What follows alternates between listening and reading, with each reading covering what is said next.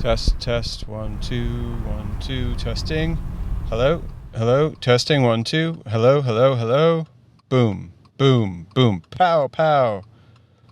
Okay, so today's episode is going to sound a little different if you hadn't noticed already.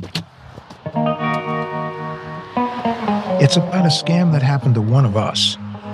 So, what's the deal with the fake Adam? How did you know he was a fake Adam? That's right. It was a scam. Well, an attempted scam against me. So he reached out, said, "Hey, my name is Adam Levin. I'm here to, I need to sell my property. Here's the address. Call me." Spoke with him, said, I think I can help you. Let me do a little bit of homework and I'll get back to you.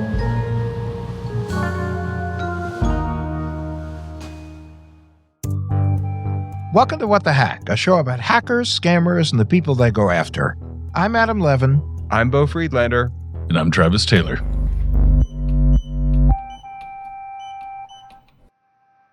So, right now we're in your car. Yep. What are we doing? Who are we calling? So we're going to call fake Adam. Fake Adam. All right. Yeah. Adam Levin tried to sell your house. No, he didn't. I'm me, and I know I didn't try to sell my house. Only it wasn't Adam Levin. And Beau ran a sting operation. I guess the good question here is what do we want to say here? So you just say, hi, hey, I'm with the realtor. I just happened to run into him down at the property. He's talked to you, right? Yeah. Okay, good. Yeah.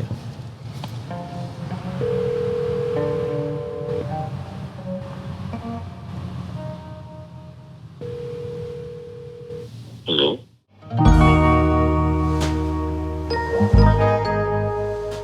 All right, so if you're a little confused and a little intrigued, that's exactly how Adam and I felt when we first found out someone was pretending to be Adam. And this scam all started with a piece of property on the coast of New Jersey.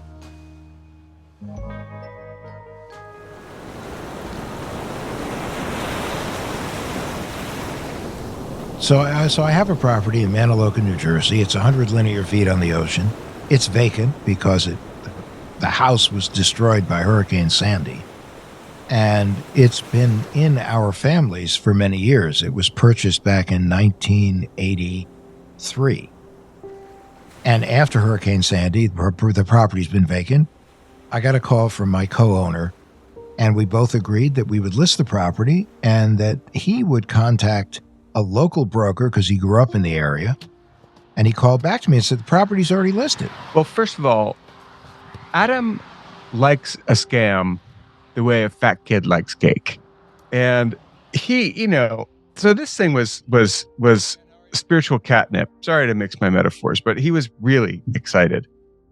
I got a call from Adam, as I often do, and occasionally he'll say, Friedlander, or he'll say something, but this time you said, I got scammed, or I'm getting scammed. Or, you're going to love this, Beau. You're going to love this. I think that is what he said. You're going to love this. It was like a Men's Warehouse ad, but it was for us. And so Adam calls me and says, there's someone's trying to steal the property in Manahawkin.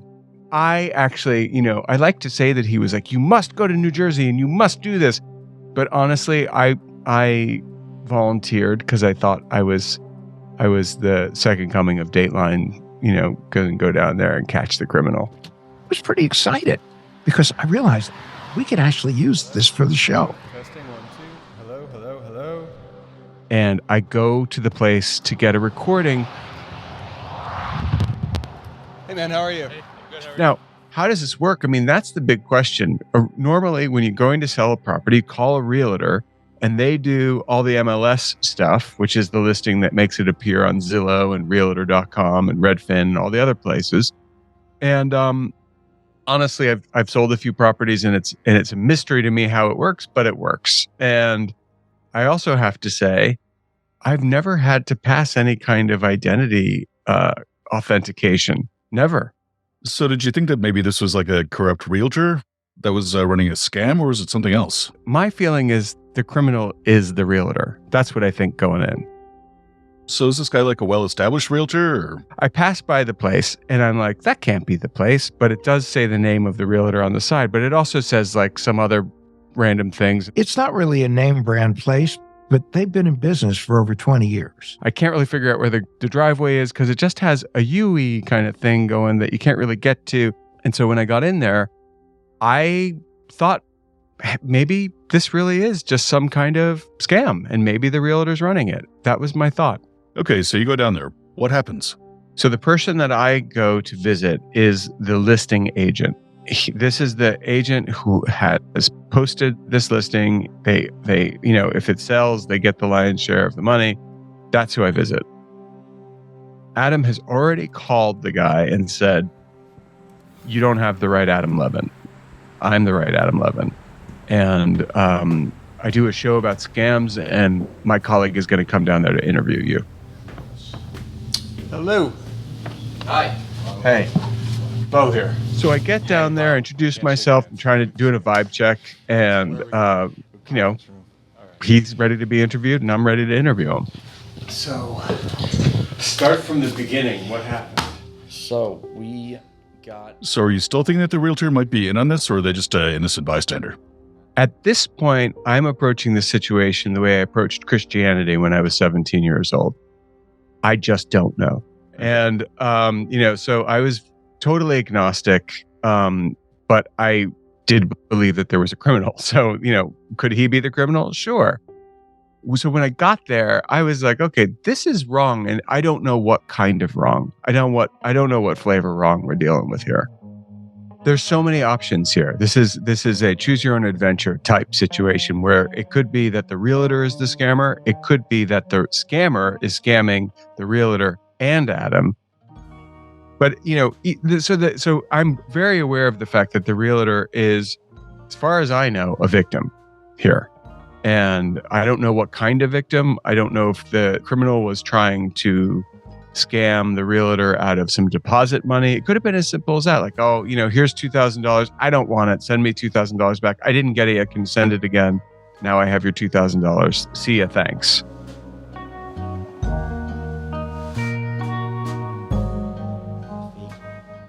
So we're sitting in this conference room that doubles as a supply room, and probably where they do closings.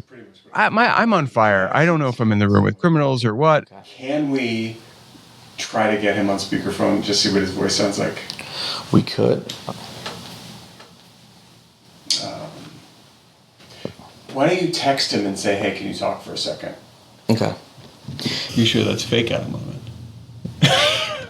I have the real. He's saved as the real one, so I know. That's fine.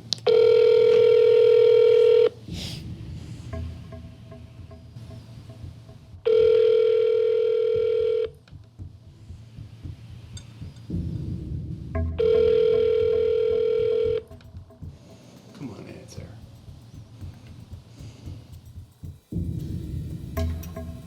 Hello? Hey, Adam, it's. How are you? I'm good. And you? Good. Yeah. So I was just wondering if you had time to discuss the one offer that came in. Okay, yes, let's do that. Stop. And then we call the guy up, and I'm so relieved when he answers, and he sounds not like he would be friends with the realtor. He just doesn't sound like, it sounds like a different walk of life. Yeah, going to like how many days closing? So they can close in 30 to 45 days. That's pretty standard. Hard to hear. He's intentionally down talking, low talking, saying as few words as possible, knowing full well that anything he says will be recorded probably. All right, no problem then. All right, I'll talk to you soon. So all's good. And then that phone call ends, and we're whispering to each other. I'm telling him what to say during that phone call. And then his dad comes in. Come in. Hi. We're taping taping some. Tell him. This is my broker. Hey. So. Hi. Yeah. And so now I'm like, wait a minute. That guy has a very similar timbre to the other guy. The guy we were just on the phone with. Was he in the other room and he did the phone call and then came in? Was that good? Did I do a good job? Or like, maybe this guy's a mastermind. I'm totally paranoid. And, and it tracks with the situation because somebody's trying to steal a piece of property. Everyone in the situation, like, this is clue. Who was it? Was the butler in the in the library with the candlestick? Who knows?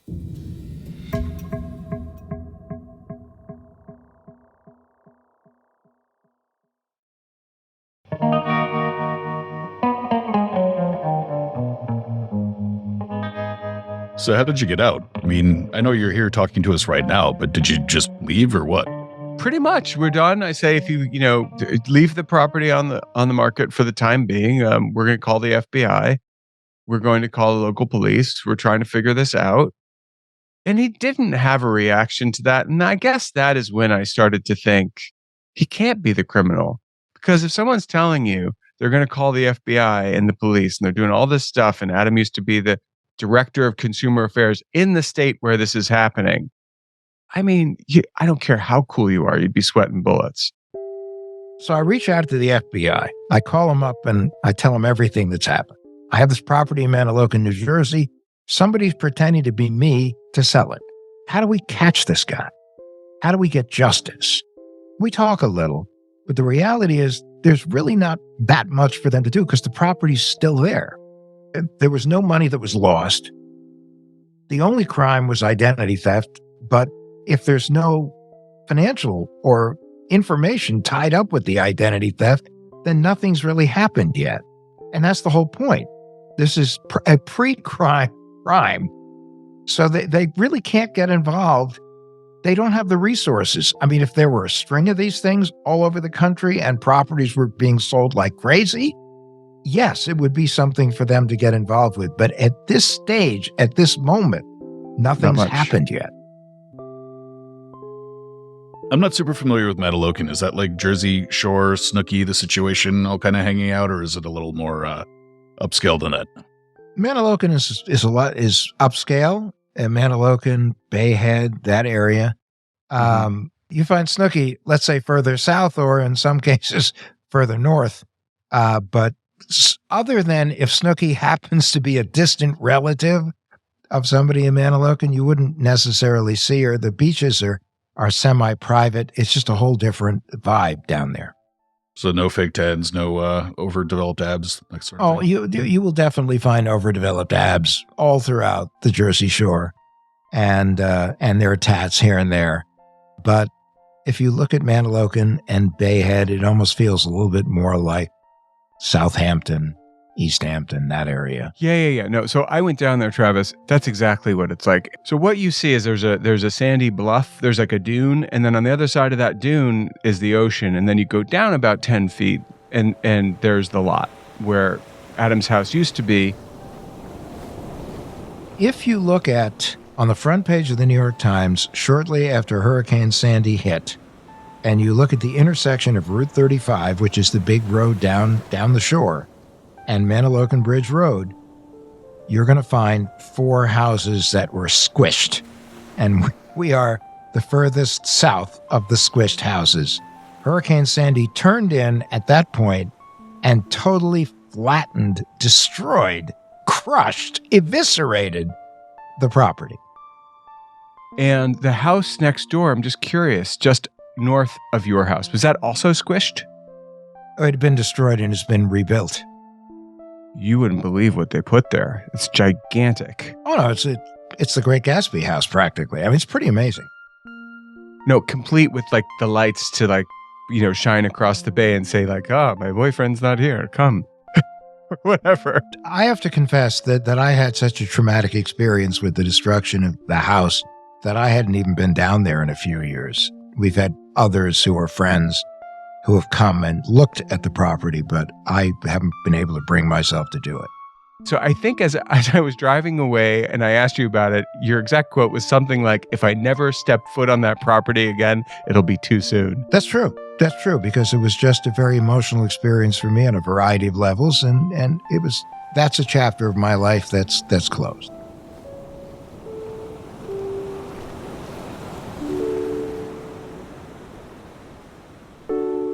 Okay, so let's get back to the property. We went to the FBI. We contacted the realtor. We let the realtor know that they should leave the listing up because we didn't want to tip off the scammer that we knew what was going on. And the FBI came back after an initial investigation. They said, really not sure there's a lot that we can do, but it's up to you. You're the property owner. So if you want to pull the listing and relist it or do what, it's your property. Do whatever you think is the right thing to do. So we pulled down the listing. We then talked about officially listing the property. And lo and behold, I get a call from a second realtor who asked me if I'm Adam Levin. I go, yes, I am. And he said, well, didn't you just list your property with me? And I said, no, I did not list my property. Who are you? And the story tracks. It's very similar to the first one. I meet the realtor on the beach. Good, how are you? What's your name? Beau. Yeah, nice to meet you. So this is it, huh? So this is the lot. Now, this place is pretty cool, I got to say. My first thought is, why is Adam selling this? The guy tells me about it. And then we go and we sit in his car. We call the guy. Yeah, call him.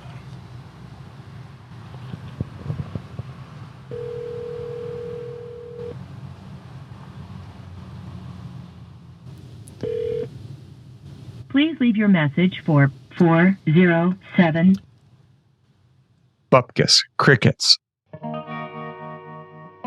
He goes, go, go, go, go. I go, drive 5 hours. I get there.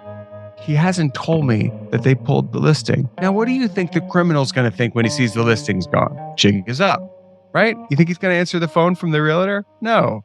I could have killed him. Now, without question, I think the biggest issue here is how do the people responsible for selling our properties confirm they're actually talking to us? I mean, we ran into this problem. We were trying to convince the realtors I was the real Adam Levin. So I Googled Adam Levin, and and then I emailed the real Adam Levin and said, "Hey, I just got off the phone with my attorney. He said I need to make 100% sure that you are who you say you are, right? Because I'm not going to make the same mistake twice, right?" So I Googled him. I Googled the books he's wrote. I Googled his podcast, your podcast. I Googled just his information in general. So I made a question sheet for myself. So I made like 5 or 6 questions on this question sheet that I was going to ask him when he called me in the morning, and I was just going to rapid fire these questions out of him to make sure that he was, it was like who were your parents? Where'd you go pre-grad? Where'd you go post-grad? You wrote a book. What was the logo on the book? And it was like, I made sure that I was going to be asking the right questions, and he answered them like that really quick. So I knew he was. So you mean the thumbprint with the lock in the middle of it? Yes, that one. Yes. So I wanted to make sure. Smart. Yeah. So and he passed. Oh, he passed. He passed flying colors. Now? Absolutely. Wait, here's my question. Yes. Pretend for a second I'm fake Adam Levin. Okay. I go online. I figure out that his parents are. Right. I look at his book. How do you know you still don't have fake Adam Levin? Well, that's why I. No, it's okay. So that's why I wanted to ask him these questions quick. Just like bang, bang, bang, bang, bang. Yeah, no Google time. No, exactly. I need him to go grab a phone and did he do super fast? He went really fast, yeah. And I said, so you're satisfied. I can tell you I've known him for 12 years. You have the real Adam Levin. I know he owns that property. I remember when the house got eaten up by a hurricane. By Sandy, yeah. So that's all. I believe that if realtors were required to take 2 forms of identification, it would be less of a problem. But that's still not to say that someone can't fake a passport or fake a driver's license with the amount of data that's been stolen. And of course, this is different than the old days when you would actually have to physically present yourself to a realtor in order for them to want to do a deal with you. And today with things like DocuSign, you just see that regular block print for signatures. A lot of the indices that you needed in the old days, you don't need anymore, which is something that has to be addressed.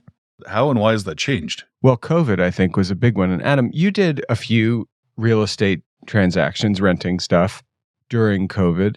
And as you can attest, there was low or no contact in some of those transactions. A lot of the transactions that were conducted during the pandemic were done by video. And you never saw anyone, but they would have a video of your house, or the realtor would come and they would do a FaceTime. Well, it's not like you have to sneeze on each other, but I'd still assume there'd be like a title involved, right? Well, there is title, right, Adam? Well, no, there is title, and normally these kinds of scams that are occurring will get caught either during the escrow phase or by the title insurance company. Not always, though, which leads us to the question is, what was this criminal hoping to accomplish? All right, I'll bite. Travis, you have any guesses? Not a one. This is all seeming very weird. Oh, come on. You do. Think about what's gettable in this situation in a real estate deal. What's gettable? Think about it. Probably a deposit or down payment. Bingo. Or it's like, what is the scam where you overpay, you don't I forget, but the kind of scam where you say like, oh, I sent $3,000 by accident. Can you send that back? Yeah, it's the overpayment scam. Yep. Oh, so they could do like an overpayment thing here, no? But they could also do money laundering. Adam, I don't get how that works, but try to tell us without giving tips to criminals. Go. That's impossible. But basically, money's put in, the prospective purchaser puts money in escrow. Yeah. Something occurs which blows the deal up. The seller takes the position that there's been a violation of the terms of the contract and that he or she is allowed to keep the escrow money. And they keep the money, nobody realizing that the same person was on both sides of the transaction. They were just laundering money. Wait, so you're saying but you don't think that's what was happening here? The guy was not posing as a seller and a buyer. No, I don't think it was. Well, first of all, we don't know who prospective buyers were. There were a couple of people that made offers, but I think in this case, they were trying to do a fast track deal. Just grab the escrow or grab a part of the deposit or something? Grab as much as they could get, and if by some chance everybody missed it, grab the total amount of money. The only issue is if you have a legitimate buyer, they're going to want to sue to get their money, but they're going to sue the title insurance company. So the realtor had a guess too. No, what do you think the criminal was after? Oh, he's looking for the deposit money and running. Just the deposit. I mean, it's What is a typical deposit on this kind of property? anywhere from, 20% of 40 mil or 4 mil is That much? 20%. Yeah, that'd be pretty standard on something like this. Now, if you're doing a quick close, 10 days, 14 days, because a lot of the people buying these lots are paying cash. And so, you could end up with maybe a 5% of 4 mil, and then Still a great payday. yeah, that's that's what, 120, maybe 160 grand, if not a little more, right? Vacant properties are so interesting to these criminals because if it's a vacant piece of property with nothing on it, then it's not like they have to gain access to anything. They can just stand there, even if they never set foot on the property. They can just stand there and take pictures. So it's a whole different dynamic than if it's a vacant piece of property that has a building on it, where they want to get inside and then show images of the inside of the building. I have a theory. Maybe he's one of our listeners. Well, it did occur to me. Beau, what were you doing telephonically I'm not in a mid-August? listener. I'm barely. Look at you, Fumiko. So in other words, you're admitting, Beau, that you Fumiko. don't listen to our show? No, I do. I don't. I'm not. Adam, I can say all the words to Led Zeppelin 4, but to none of our podcasts. So no, but I'm serious. It could have been a listener because if you think about it, we have joked quite a bit about like how funny it would be if one of us was hacked or scammed, and I just wondered like, how did this person, or maybe you can just elucidate this for me, Adam. How did they know that vacant piece of property was yours? Like, how does someone figure that out? Well, I think what happens is that they look in certain towns that are considered high net worth towns. They look for vacant pieces of property, and then all they need to do is then go to town hall or even just go online and look up the property and get a lot of information when it was bought, when it was sold, and if they want to get more granular, they can find that information online, or they can walk into City Hall and get it.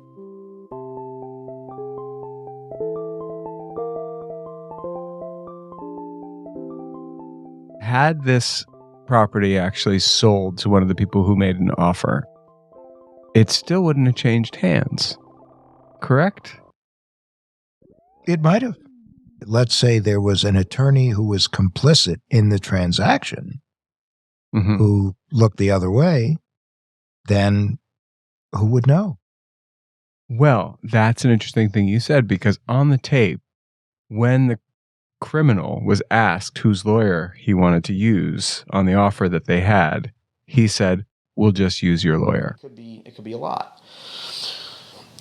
So the deposit's normally held in the seller's attorney's trust account.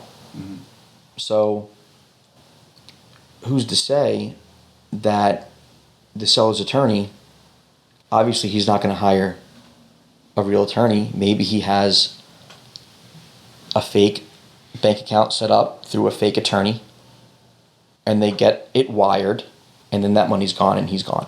So, wanting to use your lawyer, is that? It's common, yeah. That is common. It's common, yeah. People usually ask. Something that is said to the realtor in the beginning doesn't necessarily mean that it's going to happen once the deal is actually signed. Sleight of hand. I'm going to do this. You know what? Change my mind. Yeah, you know what? I got a guy, and I'm doing other deals in the area, so let my guy handle it. Right. So we're very much in con man territory. We have no idea how they're going to do it, but we know something's afoot. Correct. And a lot of these transactions actually get found and stopped, but that doesn't mean that it's not worth taking a shot. If you're a criminal, that you might actually pull one through. How common is this? Well, funny you should ask.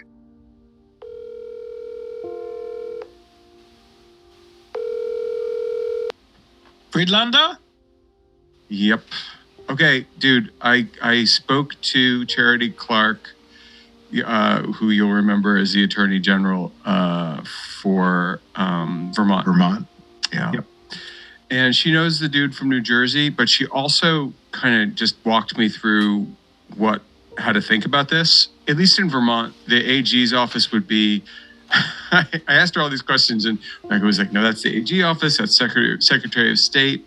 If there was consumer, like fraud, if there was a consumer advocacy or safety issue, that's for sure the AG's department.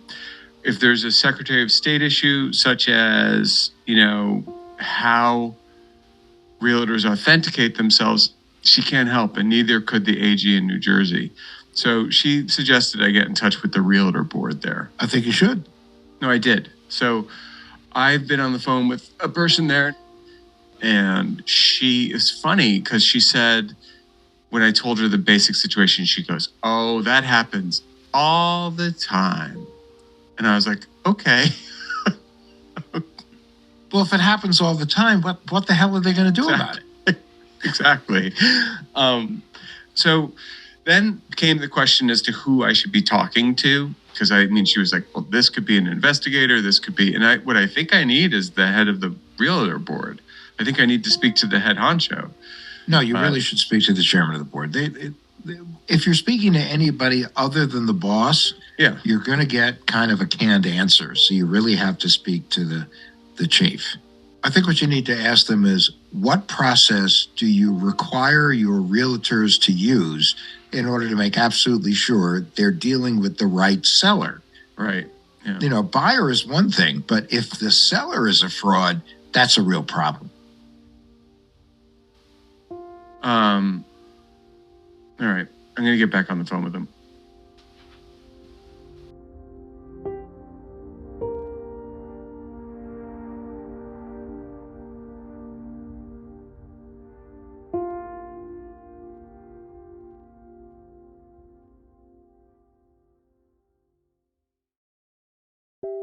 Okay, Matt, can you just state your name?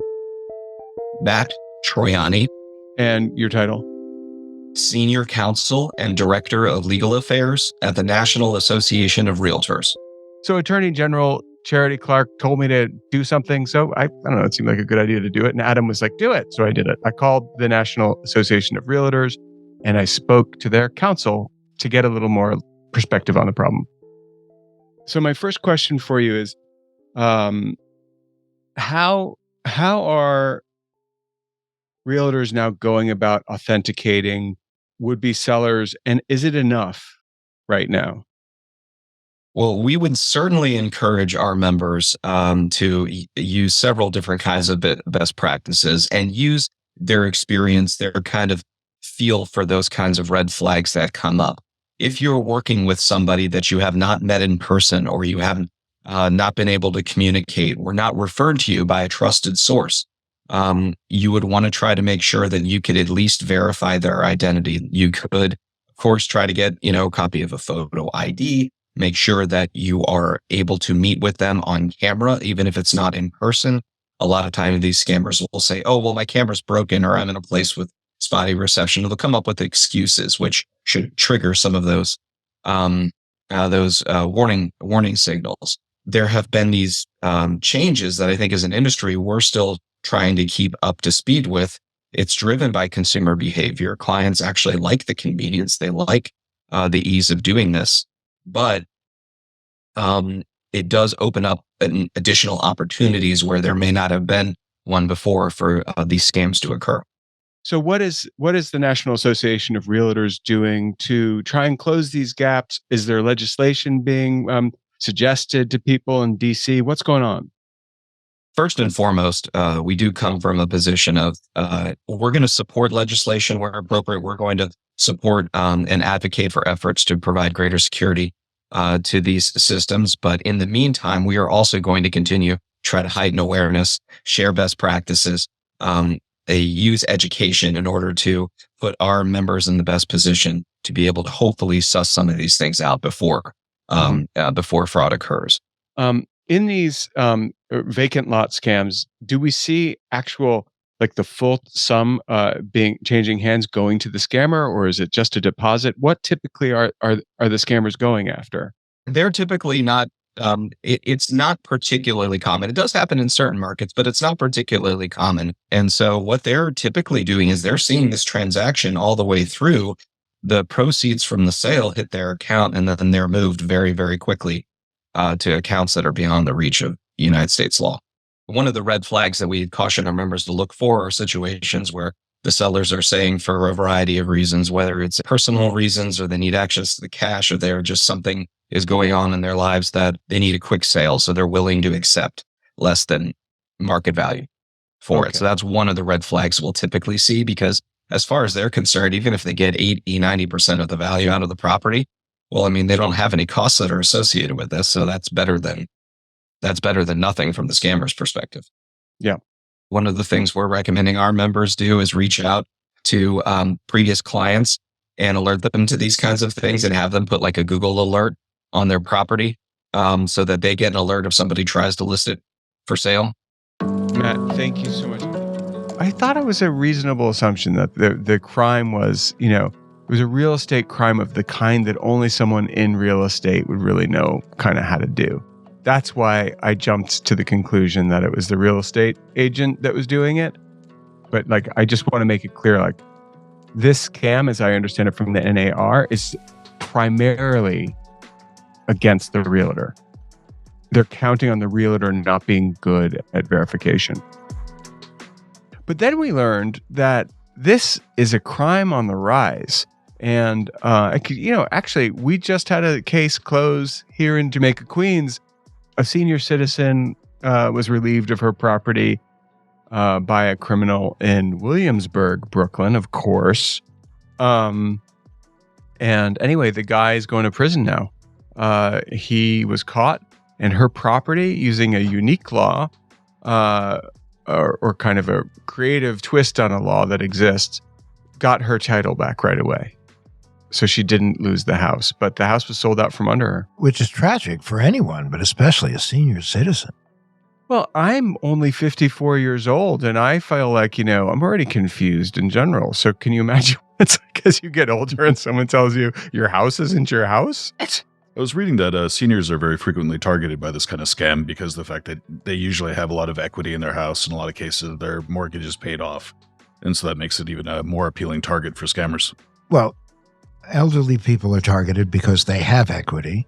And the other targets for these scams are vacant pieces of property, because the assumption is that the owner is really not necessarily paying attention. Well, not only that, but that they don't owe any money on it, because most people aren't going to pay taxes on an empty piece of property. And if they are, it's owned outright. Yeah, there wouldn't be a mortgage that needs to be settled. You own the property outright. You're paying taxes on the property. And for a scammer, it's like, this is great. Nobody's looking. Yeah. And they can they check to see if you're not paying taxes on it? They would be able to check that, right? Oh, totally. Is that They can public do records? that. And there are some people that do that. And if they see that there's a tax liability, they'll go in there and pay it off and take a lien on the property. They could end up with the property. Oh, so that's another way in. Yeah. Other than that, I mean, let's say it's a vacant building on the property. They might search to see if there's still a mortgage on that building. And they may go to the bank and try to buy the mortgage out from under the owner. So there are a few ways in, but this way seems like it was really targeting not the whole enchilada, but just, there's a lot of money that a $4 million property off gasses. Incidentally, that would be extremely attractive to the likes of me and Travis. Oh, we didn't do it. You're sure you didn't do it? Who's we, Travis? No, I didn't do it either. No, and by off gases, if that's too abstract, I just mean that there's a lot of incidental monies surrounding a purchase like that. There's deposits. There's things that would be, not a lot of money to you, but a lot of money to me. I think one of the other things that stands out too about it being a vacant lot is that you're not having to pay the month-to-month utilities on. Oh yeah, there's that too. But the point is that we're trying to understand why this was a target, and I think we get it. It's just like, so if you have property that's just sitting there, probably that can be stolen from you. If you have an elderly family member living in a property that's owned outright, that's probably a target. And so what do we do? That's really the question. I mean, this definitely falls into the category of the 3 M's that we talk about, which is how do you minimize your risk of exposure? How do you monitor? And how do you manage the damage? In this case, the most important M is how do you monitor? When you have certain assets, how do you make sure that someone is not trying to separate you from your assets? How do you? I mean, like your monitoring here was dumb luck. So what do you do? What are the telltale signs? One is that you suddenly stop getting your property tax bills. That would be one. A for sale sign in front of your property? A building on your property that wasn't there before. Oh, that could be a dead giveaway. Would do it. But the other thing is, let's say you suddenly start getting a mortgage bill, or you don't get the mortgage bill, but then you get a notice from the bank saying, we're going to be foreclosing on your property unless you make a payment immediately. What does that have to do with someone stealing your property out from under you? Or telltale signs of your property being stolen? I only hear 2 so far. Your taxes disappear. That was 1. Mm-hmm. And a house appears on your property. That is 2. So there's not much. And that means, that you do have to be vigilant in a different way. I got it. All right, here's what you do. You go to Zillow, Redfin, realtor.com, or one of the sites like that, and sign up for alerts on your property. That's strangely brilliant. I actually have to agree, Adam. I think you've solved the problem. I'm going to try it tomorrow. What's stopping you from doing it now? True. Okay, I'm going to now disappear for a moment. Goodbye. But then another way you could do it is also, if you don't want to zero in any specific property, you want to be a little bit more general, sign up for alerts on properties that would be available in your zip code. Yeah, I mean, the listings that you get from those services aren't always 100% accurate, but they are persistent, at least. Well, no, and they will tell you what's for sale in your town. Except if, someone's trying to do it privately, like one thief is trying to sell it to another, something like that. Yeah, so if it's the money laundering version of this crime, then that might not be catchable, but a lot of the versions of this crime, it would be catchable.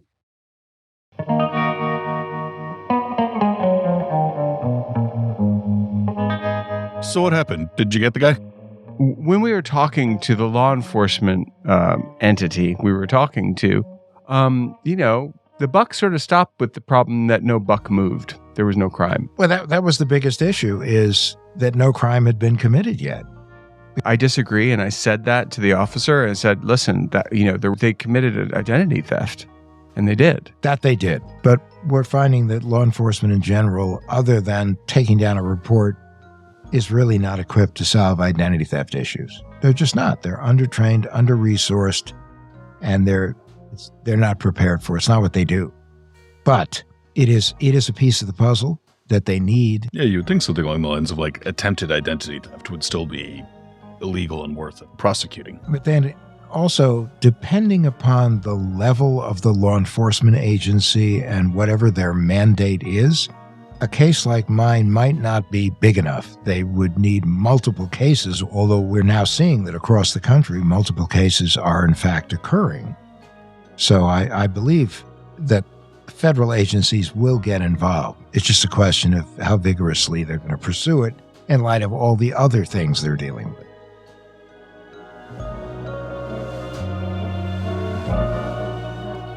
Which brings us to our tinfoil swan. Our paranoid takeaway to help keep you safe on and offline. This might come down to deed theft, and I'm just wondering, is this really a big problem? Well, for me, it's a big one.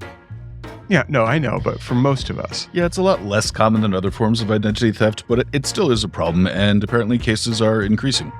But there's companies, and I always thought these were sort of scammy, but I hear about on the radio companies that protect your deed out there, right? Well, it's like identity theft protection, but for property. Yeah, but to Beau's point, a lot of them are pretty sketchy, and they make really outsized claims about the protection that they can actually offer you. The best ways to protect your property break down to the same ways that you just want to protect your own identity. Like freezing your credit, for one. Right, and keeping an eye on your accounts. And if you stop getting utility bills for your property, it's a surefire sign that something weird is going on. Okay, and also taxes, tax bills. I don't know. I don't really buy the whole keep an eye on your credit, because this isn't going to show up on that always. But it's really easy to set up credit monitoring, and it's one of the fastest ways to get notified if someone's buying a property in your name, because there'll be a major shift in your credit score. Okay, what if your title deed has been stolen? Again, the first thing you should do is just file an identity theft report with the FTC. It's pretty easy. You just go to identitytheft.gov and file a claim. The FTC fortunately has a lot of resources to help victims recover from just about any kind of identity theft. Yeah. Well, it sounds like this is just like any other kind of identity theft. Annoying. Right. And the biggest targets tend to be rental properties that we've discussed, or any kind of property that's sitting vacant for a long period of time. But in any case, when you buy a property, you can get title insurance, which is usually part of the closing costs. So really, the main lesson here is keep an eye on your accounts, freeze your credit, and be on the lookout for anything out of the ordinary. That, and be skeptical of any unsolicited calls you get offering loan modification or mortgage assistance, because those are almost guaranteed to be scams. Okay, but guys, you're drifting all over the place. Mostly set up an alert on realtor.com or something like that. We know that the National Association of Realtors wants you to set up a Google alert, and I think that's a good idea. Just look at all the new properties, unless you come from a really big town. But if you come from a town with 300 houses in it, you're okay. Just set up an alert. And that, my friends, is our tinfoil swan. What the Heck with Adam Levin is a production of Loud Tree Media. You can find us online at adamlevin.com and on Instagram, Twitter, and Facebook at Adam K. Levin.